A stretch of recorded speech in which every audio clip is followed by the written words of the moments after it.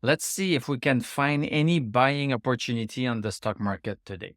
Tesla is up 66 cents, 0.35%, closed at 191.59. Post-market, we seem to be down by 80 cents more. So let's look at what we have here on the chart. So yes, we know we are still into a downward channel. Tesla is supposed to go down. This is what the downward channel is telling us, and it has been doing that since August of this year. Yesterday, we had a little bit of a move up, but we had identified 194.35 as a resistance. So if we said that if we are going higher than that, this is going to mean that on the 1-hour chart, we are going to consider this a buy signal. So did we have the buy signal on the 1-hour chart? We had it a little bit. After the first hour, we had it. This was a legitimate buy impulse. So you could have bought right here after the first hour and set a close stop loss, and you would have been stopped on the second hour. We still have a stock over 60, so there's still force in that stock. So there is a possibility that we try again tomorrow and that we can succeed tomorrow. So if we take a look at our technical indicators, so stochastic at 15, this is not 60. MACD is in the tank, RSI is below 50 and even more than that. DMI is also bearish. We don't have any buy impulse on the daily chart. We had one on the 1-hour chart today, but it's not panning out exactly like we would have wanted to. Let's take a look at the VIX, the fear factor of the stock market. The VIX is coming down. This should be helping the stock market. And the VIX is still below 60. So there's no buy impulse with the VIX. US bond falling. So this is good news.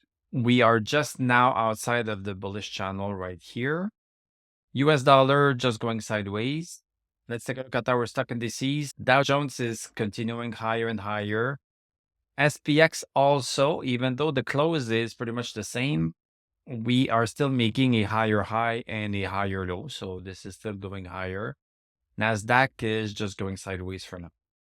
Let's take a look at our EV stocks. So BYD, look at this. We are finally touching the downward channel support. This is the support right here, and we just touched it almost perfectly. We have a little bit of an overlap, but this is pretty perfect. So maybe we are going to start bouncing because each time we are reaching this descending line, we are moving higher. This is what this means. So maybe we should be bouncing on this also. There's not a buy signal yet. I would wait to go back above 192 on the daily chart. It's going to take that to get back stochastic over 60. Let's take a look at Rivian bouncing on 1517. We still don't have stochastic over 60, so we cannot say that this is ripe to buy yet, but it might get there soon. Xpeng is continuing its plunge, so don't touch that with a 10-foot pole. NEO, we have some support so far at 579. We have buyers that are propping a little bit the stock there. And this candle that we had today does not look super good. This is a full red candle and no wick at the bottom. This means that the stock price just went down, straight down today. So this is not looking super good, but we have not closed below 579 yet. Apple, a big move down. So we are down almost 2%. This is bouncing on this downward support. We have just lost stochastic over 60 with this one right here. I would not touch that for now. We have the earnings call coming on Thursday. Maybe Friday we are going to get a buy impulse.